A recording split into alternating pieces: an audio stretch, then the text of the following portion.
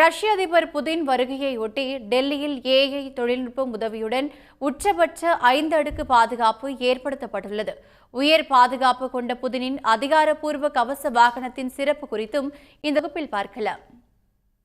ரஷ்ய அதிபர் Vladimir Putin 23வது India Russia வருடாந்திர உச்சி மாநாட்டில் பங்கேற்க பிரதமர் மோடி விடுத்த அழைப்பின் பேரில் இந்த பயணம் உறுதி செய்யப்பட்டுள்ளது. சர்வதேச அளவில் இந்த சந்திப்பு முக்கியத்துவம் வாய்ந்ததாக பார்க்கப்படுகிறது.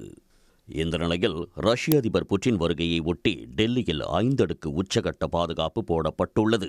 உச்சபட்ச பாதுகாப்பை உறுதி செய்வதற்காக ரஷ்யாவிலிருந்து உயர் பாதுகாப்பு கமாண்டோக்களும் ஏற்கனவே டெல்லி வந்து டெல்லி போலீசார் மற்றும் இந்திய பாதுகாப்பு படையினருடன் இணைந்துள்ளனர். அதிநவீன தொழில்நுட்பங்களுடன் கட்டுப்பாட்டு அறைகள் அமைக்கப்பட்டு ட்ரோன்கள், ஸ்னைப்பர்கள், ஏஐ கண்காணிப்பு, முக அங்கீகார கேமராக்கள், சிறப்பு படையினர், கமாண்டோக்கள் அனைவரும் இணைந்திருக்கும் வகையில் பாதுகாப்பு வலை ஏற்படுத்தப்பட்டுள்ளது. 5 அடுக்கு பாதுகாப்பின் வெளிப்புற பாதுகாப்பில் தேசிய பாதுகாப்பு படையினர் மற்றும் டெல்லி காவல் அதிகாரிகள் ஈடுபடுவார்கள்.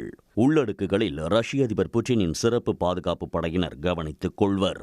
புட்டினுடன் பிரதமர் மோடி இருக்கும்போது இந்தியாவின் சிறப்பு பாதுகாப்பு குழுவின் கமாண்டோக்களும் உள் பாதுகாப்பு வளையத்தில் இணைவார்கள் என தெரிவிக்கப்பட்டுள்ளது.